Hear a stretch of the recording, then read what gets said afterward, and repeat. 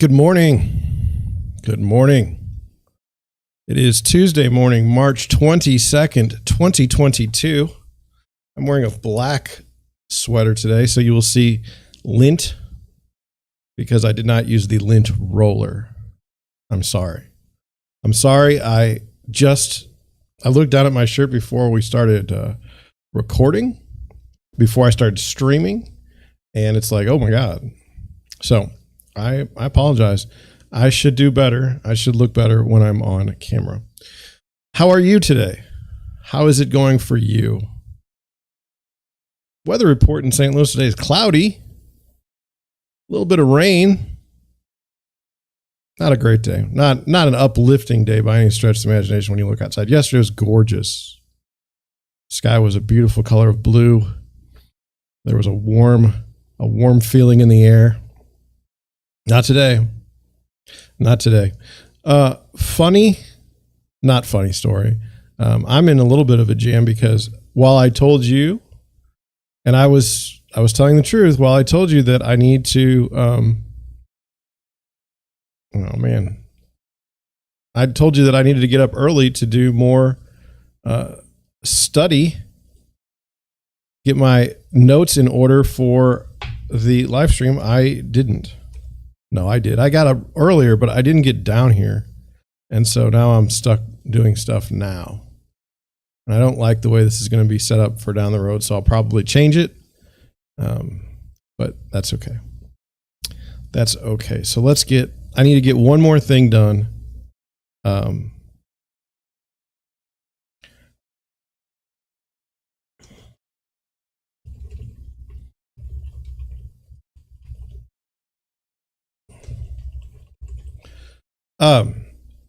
I have to do one more thing.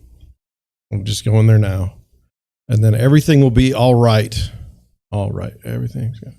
Anyway, that was a Naughty by Nature reference for me. None of you know who that is, and that's okay. That's okay. I get it. So, how you doing today? I don't know how things are going for me yet. It's too early in the morning. Part of me wants to rush right into real estate stuff, and so I guess that's what we'll do. We're 2 minutes in, and I'm ready to rock and roll. So let me go over the typical day in a real estate, like a typical day of the real estate week, like a little calendar for you, so that you know what's up. So yesterday was Monday. But I don't want to start the day on Monday. I'd like to start the day maybe today, maybe tomorrow. Tuesday and Wednesday are very similar in the real estate game. So Tuesday and Wednesday's listings tend to come on the market. You can't show them. I mean, I'm just saying on average, and I'm saying on average here in St. Louis. It could be totally different in your market. So anyway, Tuesday or Wednesday are days where properties will be coming soon. They'll be active, but no show until a certain date. But it's Tuesday and Wednesday, okay? So Tuesday and Wednesday, I typically get emails, phone calls, texts from my buyers because I'm stupid buyer heavy right now. And they'll say, hey, what about this house? What about this house? So I'll spend much of the day just researching houses. Is it bad? No, it's what I do, So then I'm setting up showings. Thursday, I start setting showings. Like my calendar comes in and I just start setting showings for Friday. Preferably Friday, Saturday, and Sunday, because that's when the houses go active. And this really doesn't change week to week. Okay. And I tell my buyers up front, hey, look, if you want to buy a house, okay, you need to be available Friday, Saturday, and Sunday. Now, some of my buyers are busy. They have to go on vacations and stuff, and that's fine. But in this market, your house will be gone. It's just not going to be there. And one of the more annoying things that's happened to me the last month or so is I've got buyers that either can't figure this out for some reason or don't want to figure this out. But on Monday, I'll start getting texts about places they want to see. And what happens is in this market, either Sunday or Monday is the cutoff time for offers, okay, at like noon. And so why go see a house that's already under contract on my side? I'm getting nothing for that. I mean, that's just me as a travel agent. I'm not interested in doing it. So I'll get all these things. Oh, these are still active. You know, they made it through the weekend. No, they didn't. It's not going to go pending until Tuesday, which is what happens. And you may say, well, that's not anybody's fault. No, but it hurts me from a service level, because what I'm having is people saying, hey, you know, you need to show this house to me. And what is it? Why are you not making this house available to me? Well, it's sold. Well, it doesn't say sold on my side. It says active. Well, it's active because they haven't picked a contract yet, but the contract deadline was yesterday. You have up to 2 business days to put something in the MLS. So, a new status. So anyway, I got a list of 5 properties yesterday to show. None of them were available none of them were available, and one is coming to the market this upcoming week. All right, well, that's one. Okay. And then I had another group, and all those houses were available, or all those houses were missing except for one, which had a sale time of contract deadline of 5 p.m. and it was 3, and it was going to take me an hour to get up there, and you need 2 hours to get minimum to get a showing. And I was going to have to write the contract. No, we're just not doing it. We're just not doing it. Hey, it was a great weekend. I had a good time Sunday. I didn't show any houses. Oh, no, I showed houses Sunday. Saturday, I didn't show any houses. You're more than welcome to come with me on Saturday, and I'm happy to show houses. I showed houses on Sunday. There's no point in showing houses that are currently under contract or going to be under contract within the day, within hours. So that's what I learned. I don't know.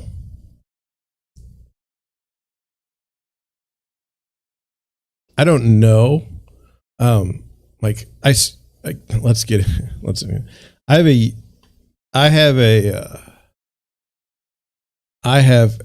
have started a Discord channel.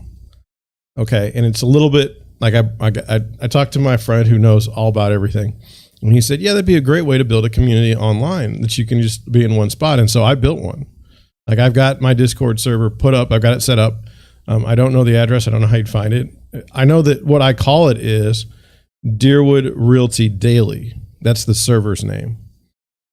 But I don't know how you could get there.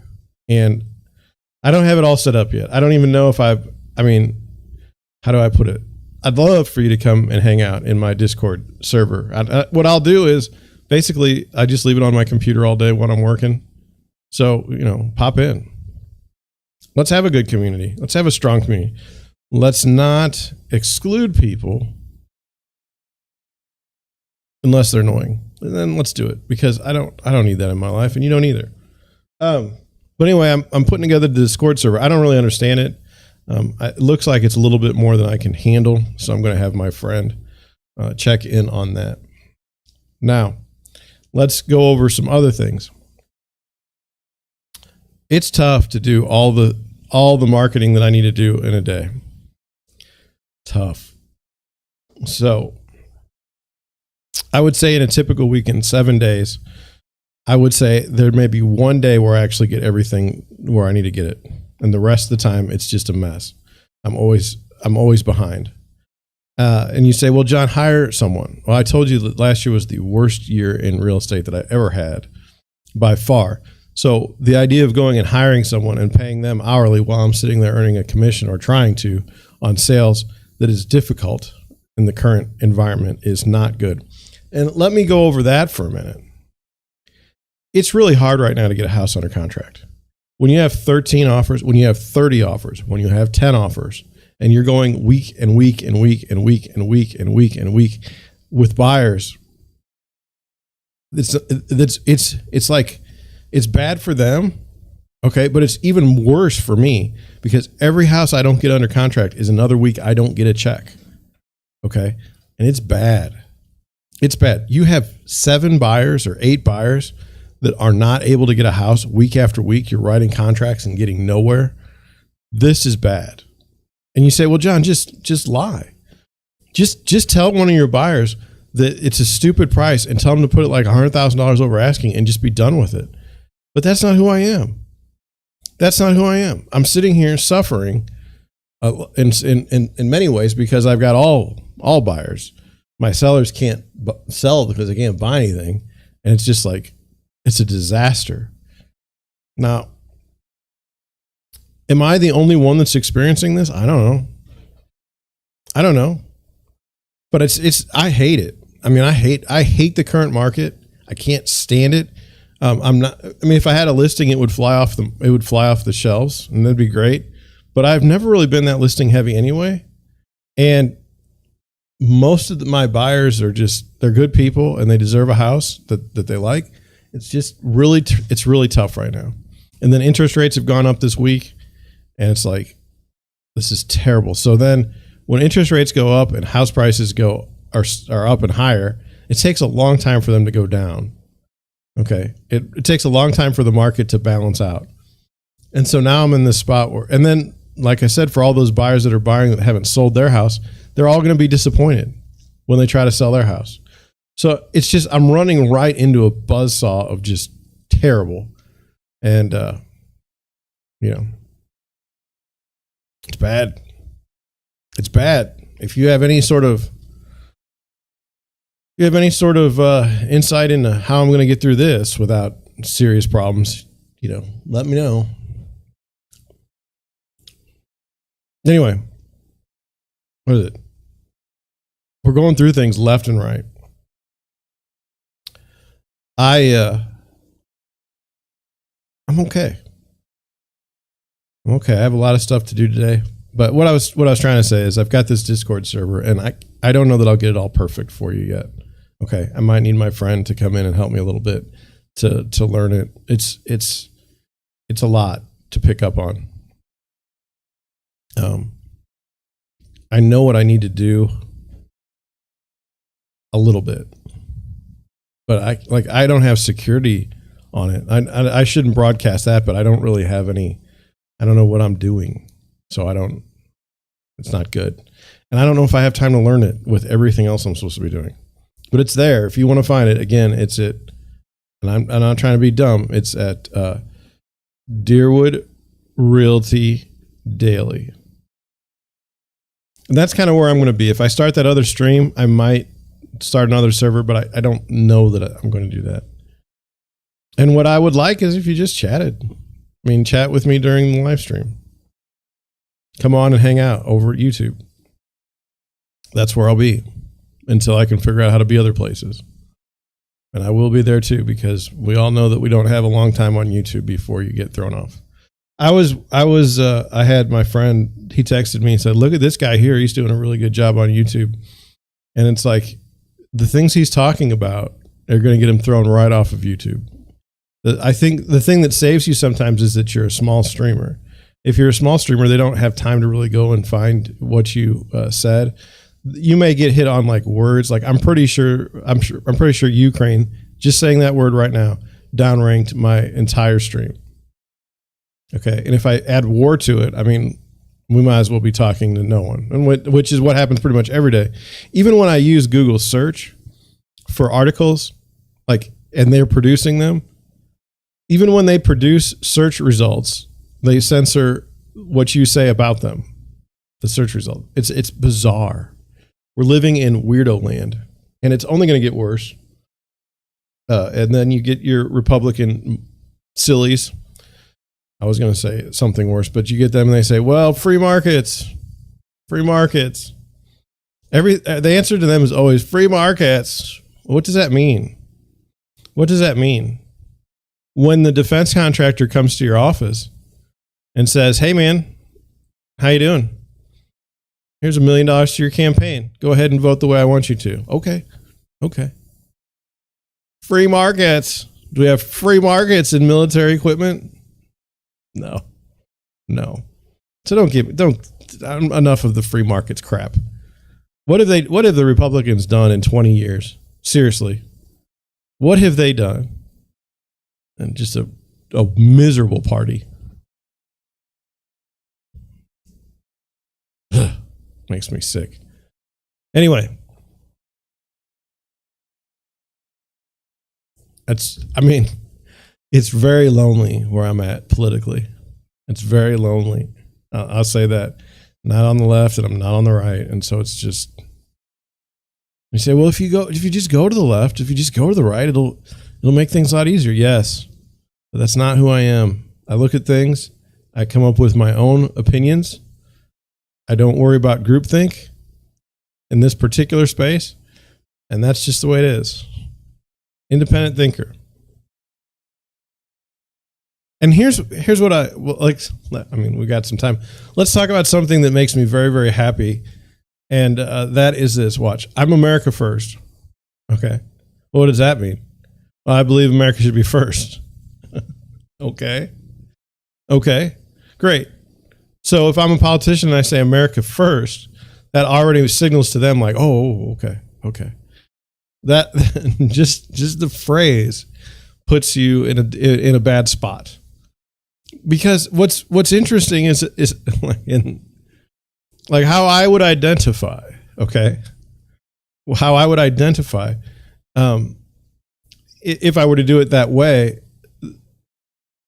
the phrase gets co-opted into a different meaning for different people. It's like, what is this about? But today's going to be very enlightening, at least in our home search, in our luxury home search. I couldn't even believe it myself when I looked. I was blown away. So that's coming up in a little bit. I got, like, right now it says I have 0 viewers. I've lost my viewer. I normally have 1 viewer that hangs out with me. I wonder if my stream got cut. I wonder if something I said got me thrown off. What would be ironic is I was talking about it from other people, like other perspectives, and how somebody else could get thrown off the platform very easily. And then let me just see if I'm good.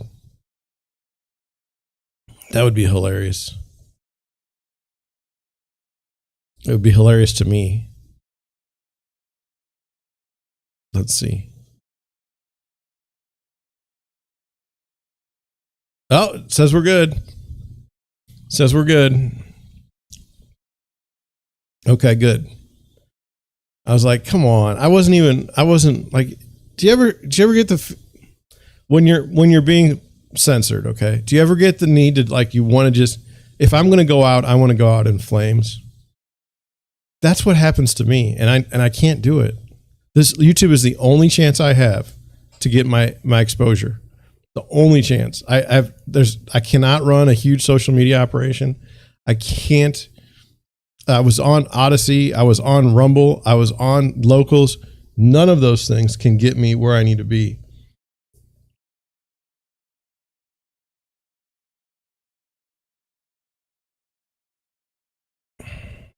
None of those things.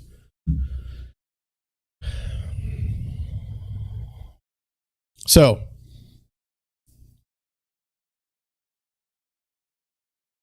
I have to be on YouTube, and I have to bite my tongue and not say anything that would be controversial but see, the thing is, you don't even know what is. Things that seem perfectly normal to you are not necessarily what's okay on YouTube anymore. Very, very tough. Very, very tough. Let's get into some Google articles. You know what? If I don't make it through the live stream day, if I'm a little short on time, you know, and I cut it at 45 minutes, maybe I cut it at 45 minutes, maybe I cut it at 55 minutes, but I don't want to just drag things out just to drag things out. It seems like I'm not gotten into the flow yet, and it's 20 minutes in. So anyway, let's and just understand, they're not all going to be good, right? They're not all going to be good. So okay, here we go. The first Google trending article came in yesterday, and there was 200,000 searches on it.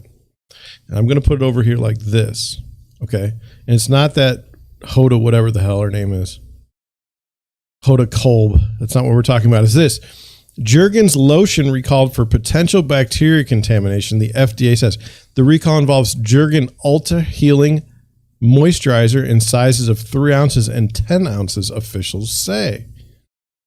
KAO USA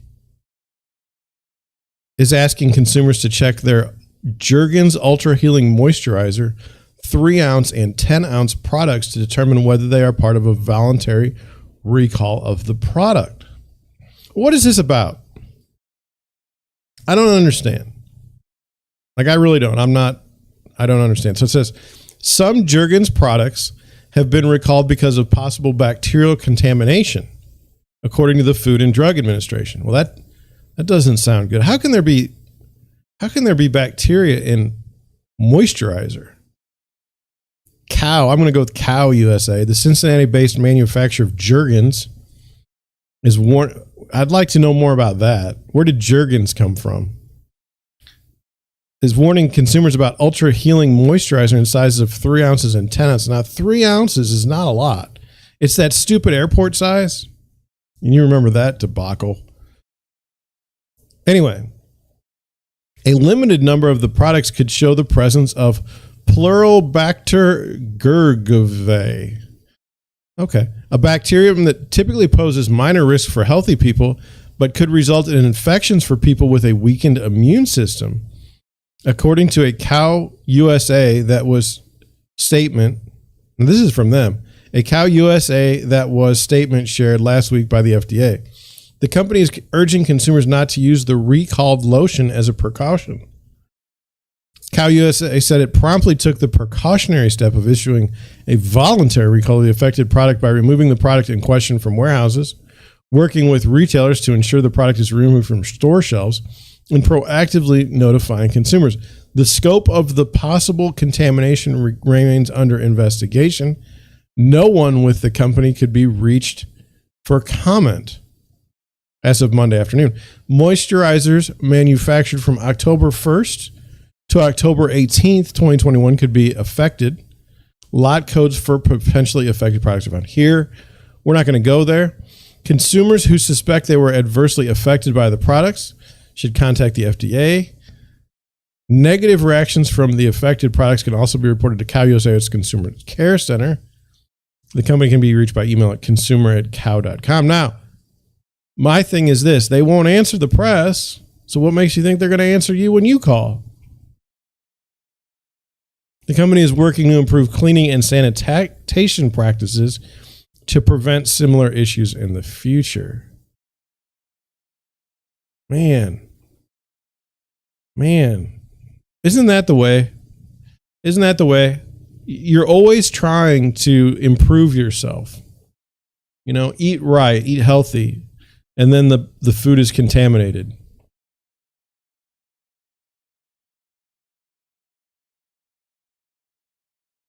It's like, I don't really particularly want to eat contaminated food. And then, your skin, look, your skin is scaly. Like, you should put some of this lotion on it. Oh yeah, the lotion's got bacteria. You could be seriously ill. And do mistakes happen? Absolutely. It just feels like more mistakes happen now than they ever did before, if that's possible.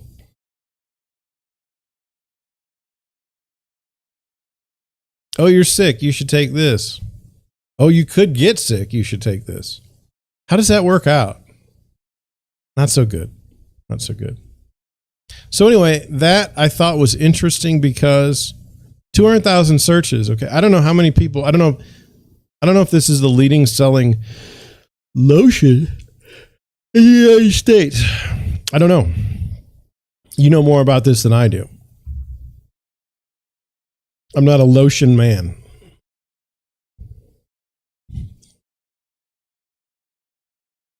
But they got to do something, right? We got to fix this. So 200,000 searches. Are there that many people that, know? I don't know. This is just bad. It's a bad thing. So I'm not going to shame the company or anything like that. This sucks.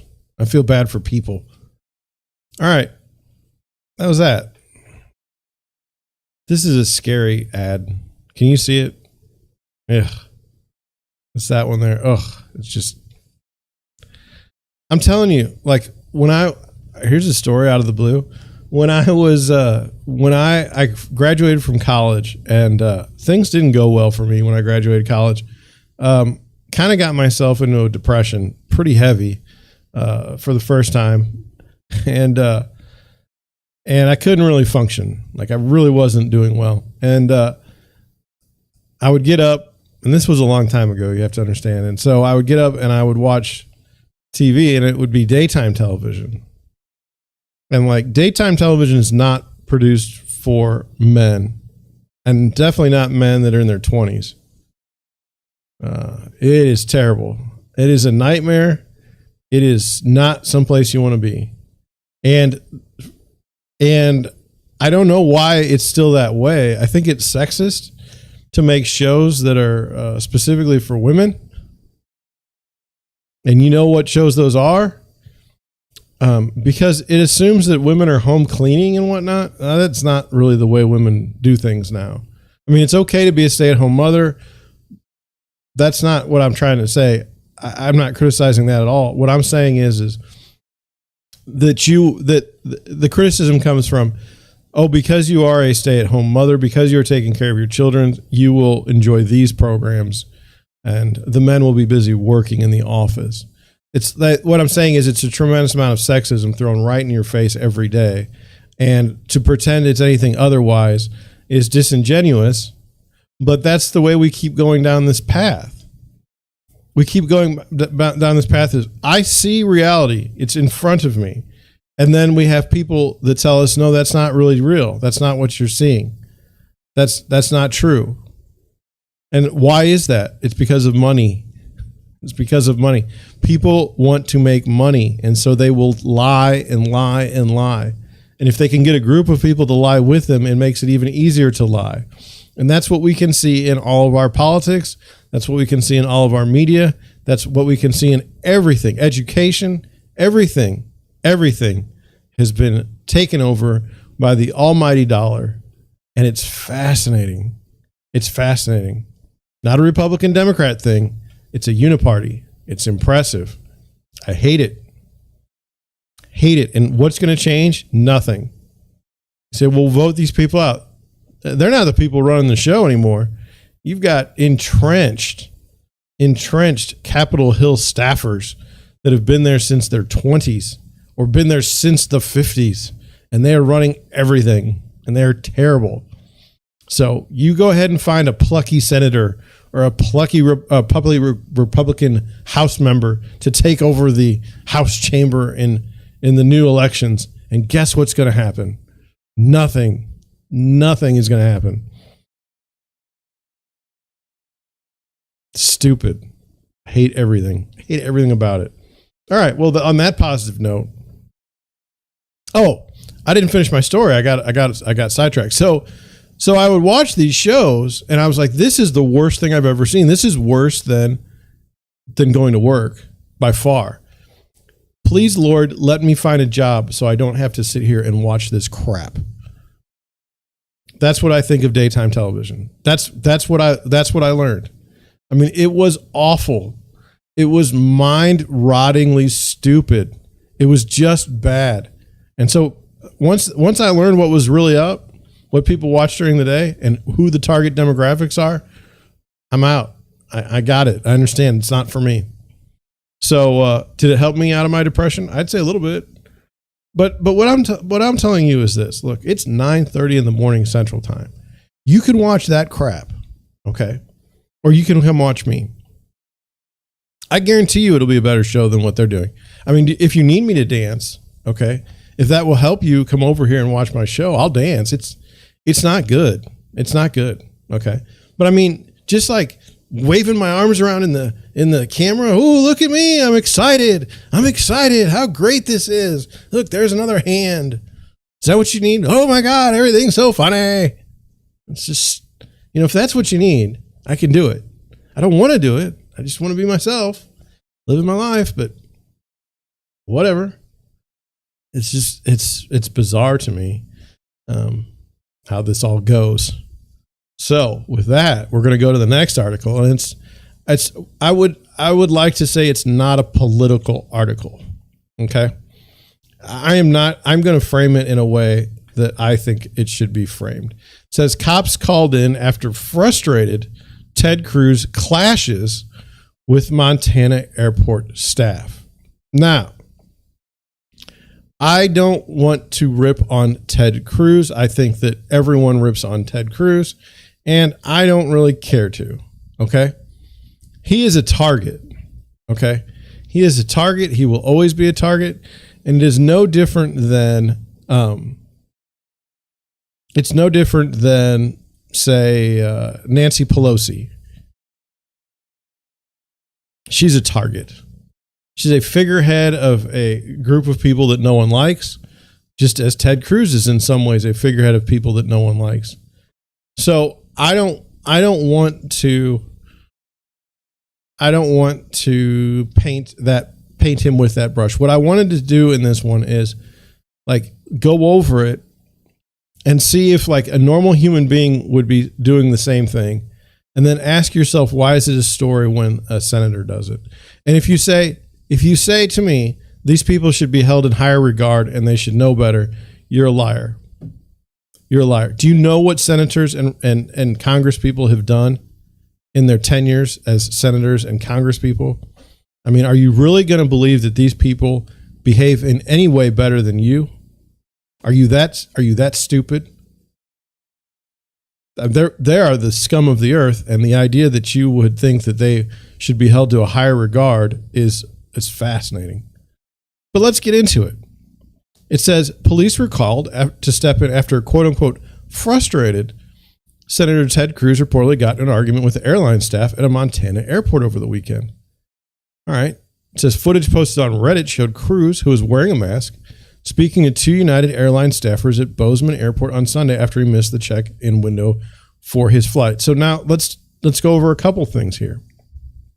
One, why is everybody wearing masks? Like, is the coronavirus like in Bozeman, Montana, like off the charts?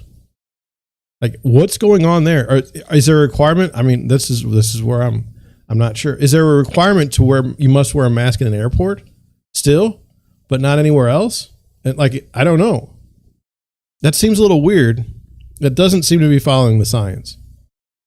But anyway, so he's wearing his mask. Okay. And then the second part of this is speaking to two United Airlines staffers on Sunday after he missed the check-in window for his flight. So I don't know what a check-in window is. Like, let me try and figure this out. Like, let me try and just tell you where I'm coming from. So let's say a flight is leaving at 5 p.m. Okay. And you are supposed to be there an hour before the flight leaves. So you're there at 4. So I would suspect you're in the check-in window time. But like, let's say they close the door because they got a taxi away at 4:50. And let's just say you showed up at 4:52 and you're like, I want to be on the plane. They're like, nope, not going to happen.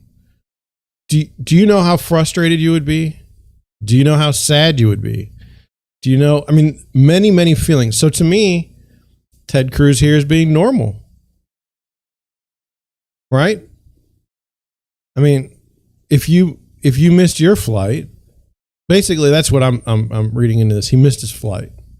And he could probably see the plane right in front of him, and he probably couldn't get on the flight. So that's what I'm guessing. Then it says a law enforcement officer had to be called to help defuse the situation. Scott Humphrey, a director of Bozeman Yellowstone International Airport, told the Daily Mail. Now, did he have to be called? I don't know.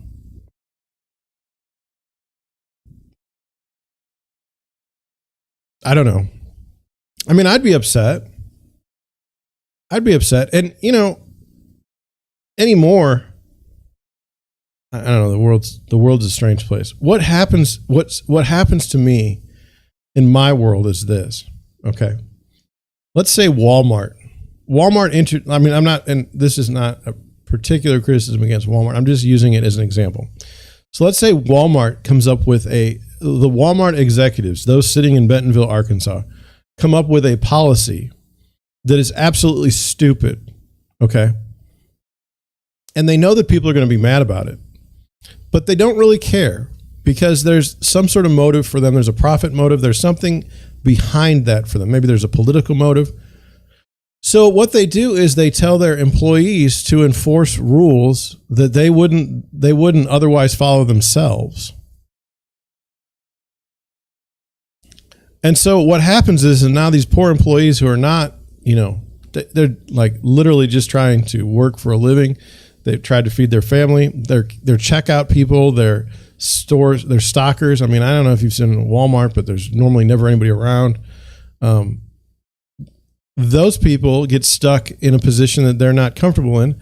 And so they're being accosted. So they call security because they don't know what to do.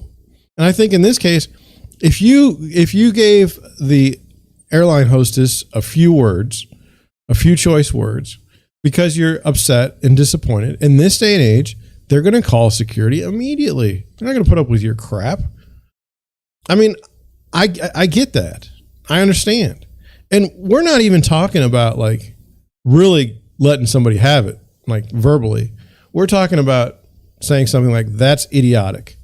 That alone, if you say that loud enough, would get someone to call security. Your policy is dumb. We'll get security called over. Pretty much security for everything. Now, is that right? I don't know what's going on. I don't know. I got nothing. All I can say is I can understand this. It says, one of our public safety officers was in the ticket lobby and he was asked to assist with a frustrated passenger at the United ticket counter, which is not unusual, Humphrey said. So they've got it in quotes. It's not unusual for people to be upset at the United ticket counter. The passenger had missed the check-in window for his flight, and rebooking options were limited out of Bozeman due to spring break. Okay? It says the Reddit user who posted the video claimed Cruz was accosting the two airline employees and wouldn't calm down. Now, let's look and see what is the definition of accosting.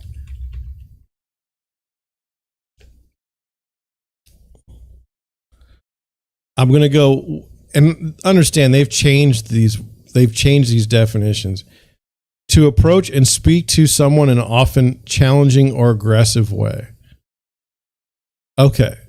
I don't disagree that is a good definition for what Ted Cruz may have done. It's also what I may have done or anyone else may have done in that situation. So accosting two airline employees and wouldn't calm down. Why would you come? You've run through an airport and only to find you can't get on your plane.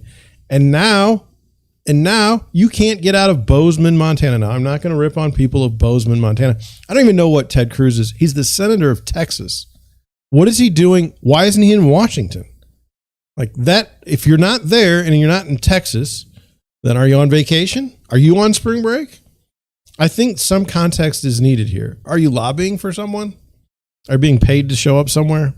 That'd be good to know. And again, nothing wrong with those things. Just let us know why you're there. That maybe you say, well, he's a private citizen. He's not required to tell you where he is. No, he's not a private citizen. He's the senator of Texas. Okay. Don't give me that. So anyway, so now they're taking pictures of him. Okay. And they're sad. Now, one law enforcement officer, it wasn't like a pile of law enforcement officers. Okay, and it says it wasn't immediately clear what Cruz said to the airline employees. It wasn't immediately clear. Okay, and then it says the Reddit user claimed the senator said something along the lines, "Don't you know who I am?" and requested to speak to the manager several times. He could have. Oftentimes when I'll go somewhere, I'll say, "Don't you know who I am?" Mocking the whole thing because no one knows who I am. No one knows who I am.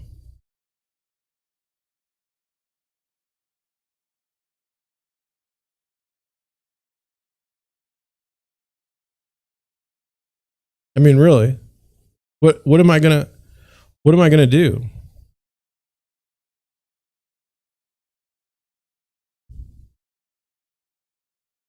I know that sounds weird, but the "don't you know who I am" thing, I feel like that's almost fake news in this case. Is he really going to say that? Does he? Now, it's possible to me that his first name isn't Ted. It's possible that he just goes by Ted. Like we all know him as Ted. Like, remember when that Kelly Clarkson changed her name? She's not Kelly Clarkson anymore. I don't know if it's still the case. She was like Kelly Bennett or something. I don't know. I don't know. But anyway, I don't think that works. Okay. So, and by the way, I don't think that this Reddit user is like pure. Okay. They may have an ideological bent that probably doesn't favor Mr. Cruz. I'm just guessing. It says, after the law enforcement officer stepped in to assist, Cruz was subsequently booked onto another flight and left Bozeman later that evening. Our PSO, I don't know what that means, didn't realize he was dealing with Senator Ted Cruz until after the fact. Senator Cruz's office didn't immediately respond to the post request for comment, but come on, it's a Sunday night. Who's even going to be around? Meanwhile, this is the part that's really a kick to the teeth of writing an article. It says, meanwhile, several tornadoes touched down in Cruz's home state of Texas on Monday, leveling dozens of homes and damaging a number of schools, according to local reports. Terrifying video captured the moment a twister ripped through the Walmart parking lot as a man yells for terrified shoppers to run into the store to avoid the flying debris. Now, look. He may have been trying to get to Texas. I remember he got in trouble one time. He went to spring break and there was like a freeze out in Texas. He can't win. That guy, he can't win. It doesn't matter what he does. He's not going to win. And what I wanted to do with you is to just go over this idea that, look, like this type of occasion, even in the article says happens a lot. Like, have you never seen someone frustrated and angry at an airport? Have you, like, okay, don't make fun of me, but I haven't flown in a plane in many, many years, probably 5 to 7. Why is that? Well, air traffic is the airlines and the whole thing has gotten pretty disgusting, and you have no rights as an airline as a passenger. You know, you walk through the airport with your shoes off. Then if you pay extra money, you cannot have to do that. So it's like this whole system designed for, like, you know, it's like a 2-tiered system. And, you know, you get on the plane and you see video of people just going wacky on the plane. And it's like, I'm not interested. I don't want to take my family on a plane like that. And I don't want to be on a plane where I have to deal with this garbage. I'm just done. So I don't fly. Now, if I had somewhere to go, like, would I go? It'd be tough. If it would be on business, maybe, but I don't really like to fly. And it's not because I'm afraid of the plane falling out of the sky either. I really don't like what's happened to the airlines in my lifetime. And I know that my grandparents, should they be alive today, would be even more upset because they used to wear suits and dresses on the plane. You would dress up to get on the flight. I mean, how far have we fallen as a culture? Good Lord. So anyway, we're going to do luxury homestay in Arlington, Virginia. And if you want one instance to know what's wrong with the country, look no further than the Arlington, Virginia Realtor.com page. New construction, $3.75 million. The first 3 listings, new construction, over $3 million. Who can afford that? Fat cats in Washington. Here's the next 3. The top 6 properties currently for sale are all new construction in Arlington, Virginia. The lowest price is $2.5 million. Okay. Just growing leaps and bounds because more and more people have figured out how to be at Washington's, how do I say it? I was going to say something a certain way, but it was not going to be appropriate. So all I can say is that this is the epitome of why I hate what's going on in Washington right now. And I hope that doesn't put me on. I have no interest in violence against the government. That's not who I am. I'm saying this should show you right away how bad things are. This right here. So anyway, we're going to look at existing homes if we can. There's 3 of them. They're all tucked away. And let's do that. So the first one is over here. 2.495. Now it might be right in my picture frame. So here it is. 12 days on the market, 5-car garage built in 1987. The property details looks like a mansion, but feels as cozy as it can get. Way too much of a description. Not going to do it. Property history listed in 2022 in January.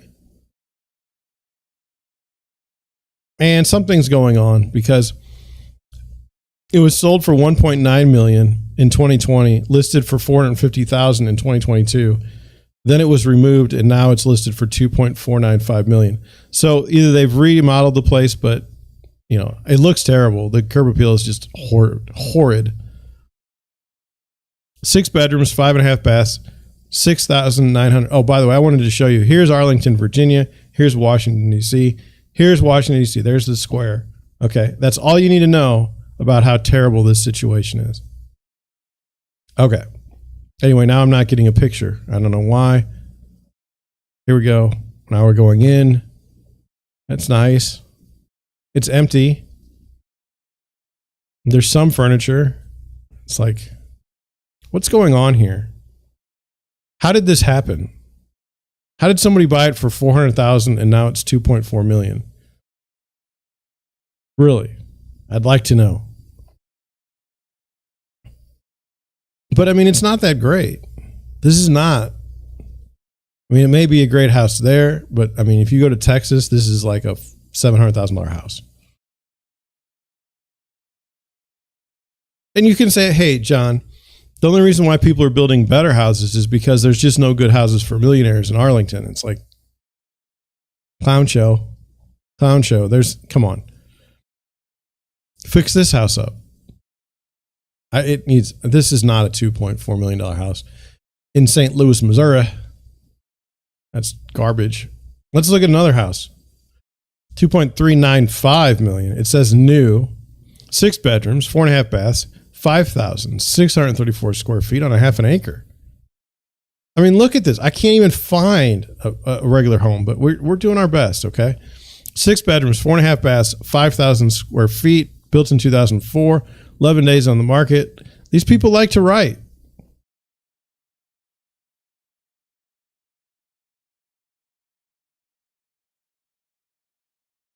Here's all you need to know.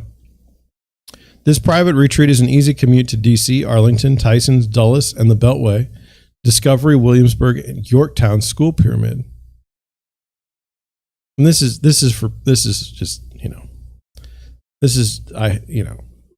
ugh. So what's that about? No offense, but look, here's a normal house. Let's look at the back. Oh, it's blue. All right. Well, whatever. Looks like there's a main road there. It just looks that way. I don't know that there is. Nice entry. Nice foyer. I say foyer. It's a nice house, right? It's pretty. Are these real? I don't know. See, in our MLS, you're required to put the picture before. You can put a digitally enhanced picture, digitally staged picture, but then the picture directly after it has to show it unstaged. Now, I don't know what the rules are across the country. So I can't even tell anymore what's real and what isn't real in the pictures. That's how good they've gotten it. Sometimes I'm able to, but not all the time. So anyway, this is, you know,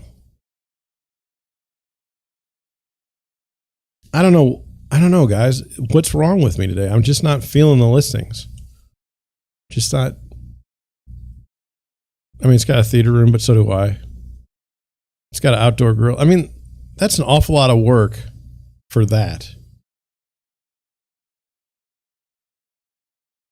I mean, you can see your neighbors there. That's great. Got a big hill. Got a trampoline. I don't know. It's just not my house again. Arlington, Virginia and I are not friends, I don't think. As far as the people, we may be friends. But, I mean, here's a $2.2 million, 5-bedroom, 4.5 baths, 4,900 square feet, 7,400 square feet. A lot. I don't even know what that is. I mean, you'll have to do the math for me. There's 47 pictures. There's a virtual tour. Look right into the house next to it. It's nothing. The shopping center includes some of Arlington's finest retailers, pastries by Randolph, Old Dominion Pizza, Arrow Wine and Cheese, Barston's, Child's Play, Toy Store, Starbucks, and the new very popular Caf Colleen. And this is smug and just ugh.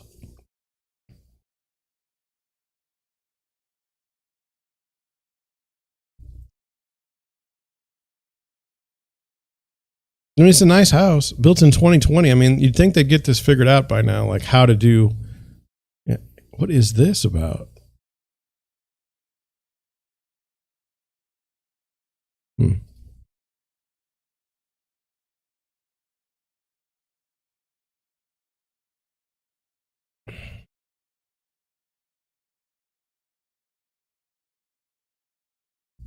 I mean, look, you can look right across the street and they're building another new house. Isn't that great? They're tearing down houses and building new ones. Great, great. This kind of stuff just drives me, and oh great. The kids got more stuff than most people have in their house. Well, I'm not saying they should be ashamed of themselves, but come on. These are the same people that'll lecture you on every single thing.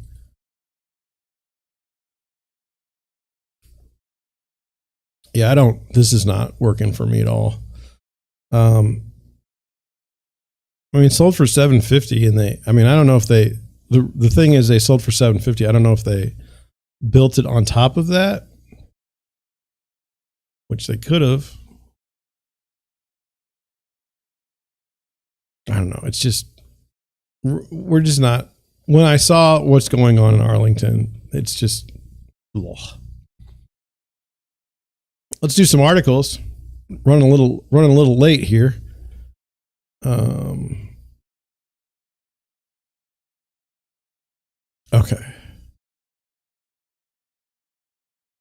I'm checking my Discord server because I don't know how it works. Anyway, here we go. 7 steps to improve your credit score right now. I thought this was interesting because I don't know how I would improve my credit score. It seems to me like if you make a lot of money and you pay your bills, that should pretty much help your credit score. That seems to be pretty obvious to me. If you're poor and can't pay your bills, or if someone puts charges on your credit collections like medical in real estate, a lot of my buyers will have credit collections from medical, and the medical ones are ones that they didn't even know about. That they never got a call or anything like that. It just got thrown on their credit report. So the whole system to me is pretty terrible. It's pretty unreliable. I don't particularly think it's great, but whatever. I mean, I'm not in charge. No one voted me in charge, so fine. It says if a low credit score is holding you back, take heart. There are several steps you can take now to improve your score and start the road to a better financial future. Okay. I agree with that. I mean, I can understand pricing things based on risk. So I can understand if you don't think someone's going to pay for something, charging them more. I can understand it, but boy, is that a penalty for somebody that already doesn't have something. How to raise your credit score? Pay your bills on time. Well, that seems pretty obvious. Keep your credit utilization rate low. So it says weigh your balances relative to your credit limit to ensure you're not using too much available credit, a practice that can indicate risk. This guy or girl recommends trying to maintain a utilization rate of 10%. The higher that ratio, the fewer points you're going to earn in that category, and your scores are absolutely going to suffer. In fact, people who have the highest average FICO scores have a utilization of 7%. To date, your credit card provider reports to the credit card bureaus may affect your rate. This guy points out that the scoring systems don't differentiate between those who pay in full each month and those who carry a balance. Your utilization rate at the time your issuer reports what's used for your score, though, does consider whether you pay in full. If you struggle with high balances and mounting interest payments on your cards, consider consolidating with a low introductory balance credit card. But make sure you know that the rate will increase and by how much. So, like, here's what happened to me this month. I didn't get an AT&T bill, and that's what we use for our internet at the house. I don't know where it went. I didn't get it, and I didn't pay it. Is my credit going to be damaged? Maybe. But if I were living my life on credit, I'd already be miserable. Because, if you can't figure out that credit's not your friend, seriously. It says leave old accounts open. Once you finally got rid of student debt or pay off your auto loan, you may be impatient to get any trace of it wiped from your report. But as long as your payments were timely and complete, those debt repairs may actually help your credit score. Same is true for your credit card accounts. An account that's paid in full is a good thing. However, closing an account isn't something that consumers should automatically do in the hopes that will positively impact their credit score. Having an account with a long history and solid track record of paying bills on time every time are the types of responsible habitats lenders and creditors look for. Closing a credit card account can actually lower your credit score, as you'll now have a lower maximum credit limit. If you're still carrying balances on other cards or loan, your utilization ratio will go up. You're better off keeping the card with a zero balance. And that's kind of bullshit. I hate to use that word, but come on. But first of all, who created the FICO scores? Okay. Second of all, what kind of score could possibly be fair if it's made by the credit companies and you're not allowed to get rid of credit to raise your credit? It doesn't make any sense. Take advantage of score boosting programs? No. Only apply for a credit card or credit you need. Every time you apply for a new line of credit, a hard inquiry is pulled on your report. This type of inquiry lowers your score temporarily. Applying just to see if you get approved or if you have pre-qualified offer of credit is not a good idea. If it's a single hard credit pull, the drop will be slight. However, a string of hard inquiries could signal to the lenders that you're taking on too much debt. I hate this because when you're looking for a house, you need to get a pre-approval. And people don't want to get a pre-approval because they don't want it to pull on their mortgage, or they don't want it to pull on their credit report, which makes total sense to me. The very act of pulling a credit score should not lower your credit. This whole thing is crap. I hate to say that, but this is terrible. If you're living on credit cards, you should know better. It's terrible. Now you say, well, John, the new GMC truck is $85,000. I don't have $85,000 in the bank. I get that. Maybe that's a problem. Maybe if we all didn't buy $85,000 trucks, they wouldn't make $85,000 trucks. That's just the way I see things. I'm sorry. I just, this is not a good way to live. It says, be patient. You won't drastically improve your credit score overnight. No, you know what? Don't be patient. Don't live like this. Monitor your credit. When you view your own credit, a soft inquiry is pull, which doesn't affect your credit the way hard inquiries do. Monitoring your score's fluctuations. Now, literally, you are a slave to credit when you have to monitor your score to them. Don't let these people win. Don't live on credit. Live on what you earn. Seriously, why would you give other people money? So that you can buy these stupid things. Just don't buy the stupid things. I don't know. I hope that wasn't, I don't mean to be, I know everybody has their own opinions on things. I'm just explaining to you mine. If you want to live this way, I apologize. That's on you.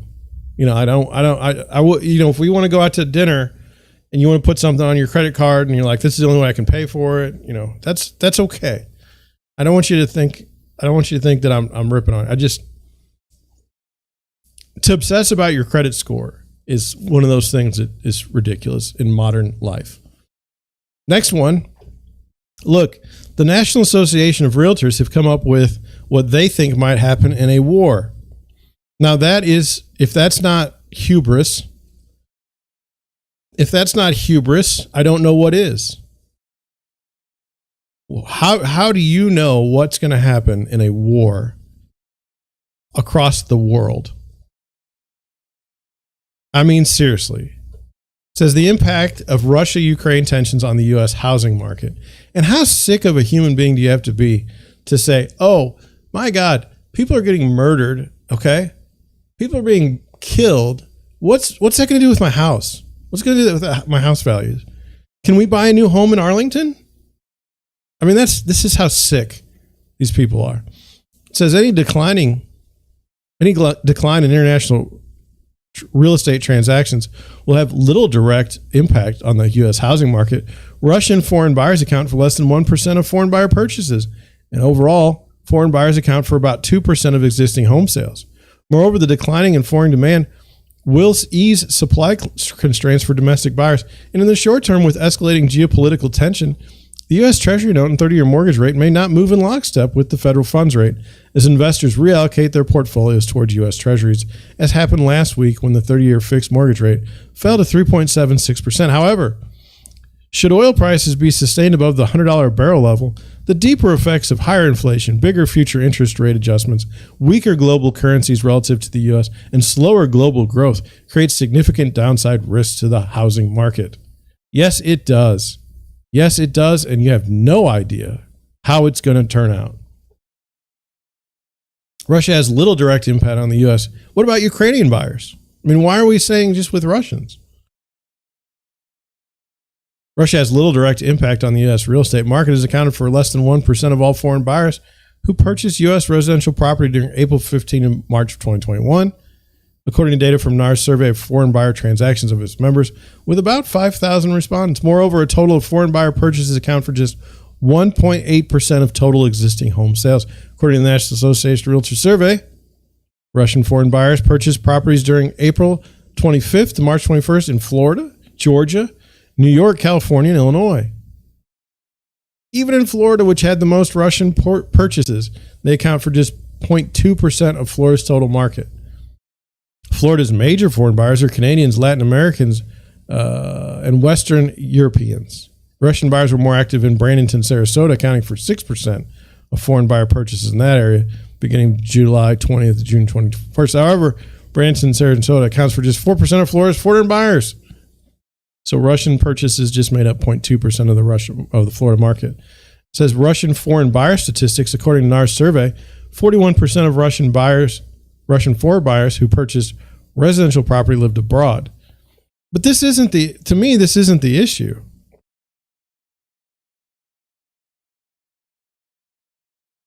I mean, to me, this is a problem because of other things that could happen.